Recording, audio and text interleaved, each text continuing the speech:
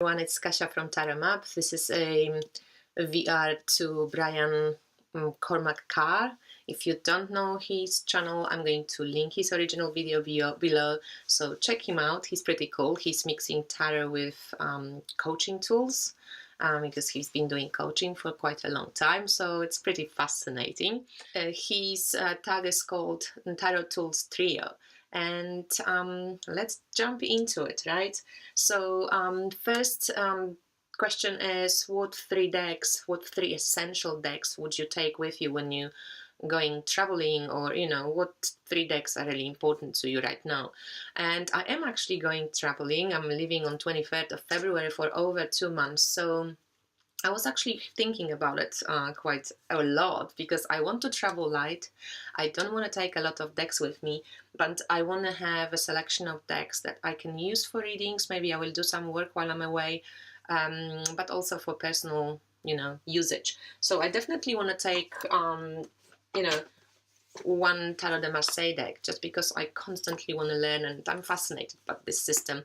I'm not going to take the expensive Il Menegro decks just because first of all they're heavy, and second of all I don't want to waste them or lose them, or you never know what's going to happen while you travel.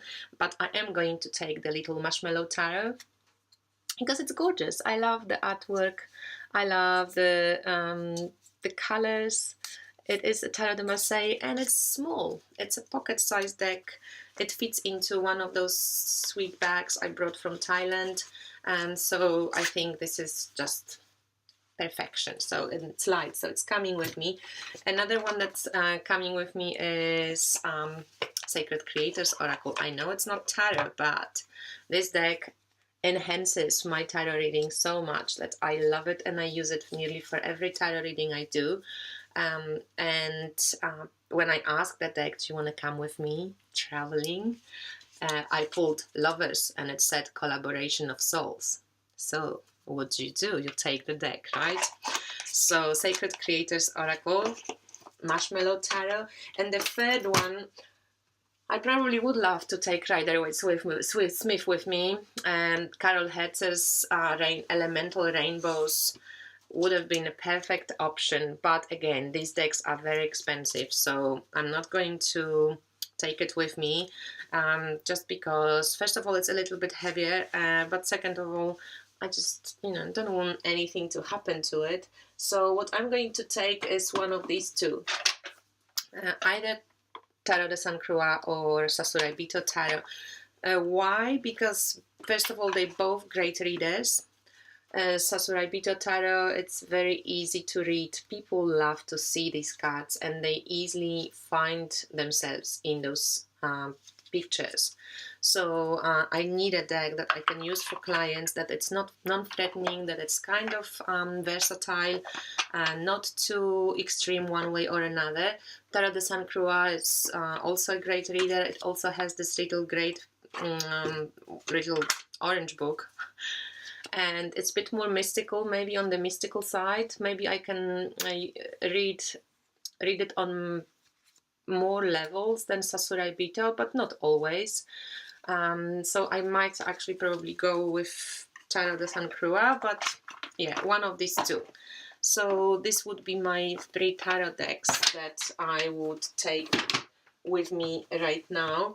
I do have to break the rules a little bit, because I would love to get one of the Goddess Oracles that I love. So either the Red Seeds or the Weavers, or even the Goddess Oracle by Amy Sophia, because I always use Goddess cards as well with nearly every tarot reading. But that's breaking the rules, so let's just stick to what I said before. When it comes to books, 3 essential tarot books, I would probably love to take Tarology. I've read this book, but it's one of those books that you don't really, you don't read it from A to Z, you kind of jump through it. It's very interesting, it's conceptual about tarot, it gives you heaps of funny ideas, what people think of tarot. Enrique Enriquez is one of my favorite tarot people. I studied with him, I will be studying with him, and Tarology is definitely not a book for people who want, to get tarot meanings from the cards. But if you want to think, if you like to, you know, break your brain a little bit and challenge yourself, this is a great book and I love it. Another one which I would take is the opposite to Enrique. So this is Alejandro Jodorowsky's and Marianne Costa's book, The Way of Tarot. This one is great for Tarot de Marseille, but it's much more psychological. But Jodorowsky goes into depths about cards. You have to be sometimes selective about what he writes. Don't take it as a Bible. You know, think for yourself. But I have learned a lot from this book and I love it.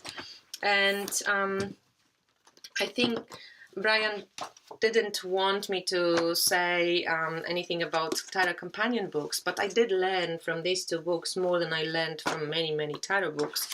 And the first one is Tarot of Transformation, and it's a very psychological based approach to tarot, which of course you can use with Tarot of Transformation, but also with other cards. But I love it with the Tarot of Transformation. And the other one is the Dark Goddess book, which you can get in PDF from Ellen Lorenzi, Princess site, and I use this this book with different decks as well, not only with tarot, with the Dark Goddess Tarot. So these 4 books will be the books that I take with.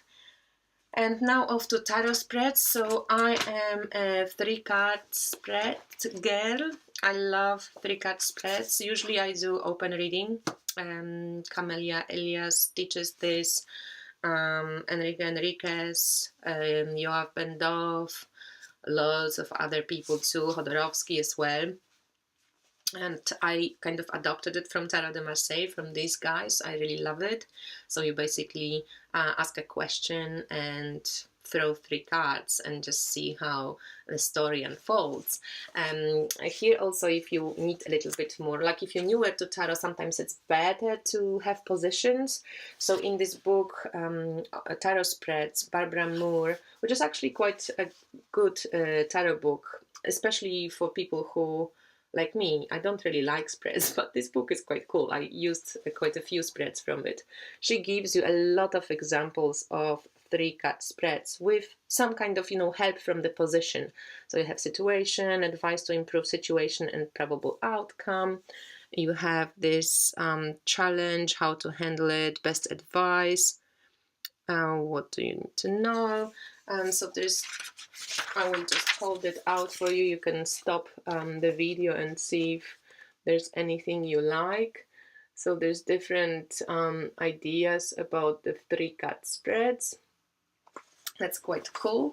Another spread that I find quite fascinating, I think it might be from this book as well, but you can pull just the court cards, and this is a great spread to learn court cards or to see how you can use energy of a court card when you have it in a spread in a practical way. So when you pull a page is symbolizing something new that you should start learning about. So you pull Page of Cups, you know, there's something new you should start learning about, right? Because pages is this new energy. So cups symbolizing emotions, water, spirituality, artism, artistic expression, maybe something along these lines. And 2 is knight.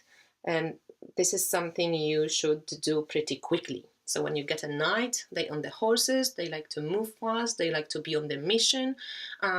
Do something quickly. Do something which your particular knight encourages you to do. See where it's going, where's his horse facing, which way, which card is before him or after him, you know, play with it. Queen, this is something you need to nurture or take care of. So this is the water quality of the queens. And then king, this is something you need to master or take control of. And this is more of the yang approach, right? So I thought this is a cool way to practice court cards and learn how to read them more practically in your spreads. And there's one more spread which I would like to share with you, and it's called it's a planetary spread, and it's with 7 cards. So it's like Star of David's with the 7th card here. And Saturn, what is needed for your soul growth. Jupiter, forces supporting you. Mercury, lessons to be learned. Mars, action you need to take. Venus, what will be gifted to you. Moon, your subconscious motivation, and Sun, your soul's destiny. And negative cards here show what needs to be cleared away before your light can really shine. So this is the planetary spread. Maybe I show it one more time so you can stop the video, and if you need to copy it. As a girl who loves astrology, you know, I love to play with combining the two systems. So you can do it too, why not? And the wildcard, so this kind of 10th thing which I would take with me, probably would be either a wand, because I use them in my readings, I love to use them in photos, I love to, you know, just I feel them, right? I make them, I love them. Or I could take one of my crystals. So either the crystal skull, or probably I would take a crystal skull and a wand. So that's it. Thank you for watching. Thank you, Brian, for organizing the challenge. I am excited to see all the other responses. So yeah, let's enjoy that. And I hope you're having a great week, and I speak to you soon. Bye.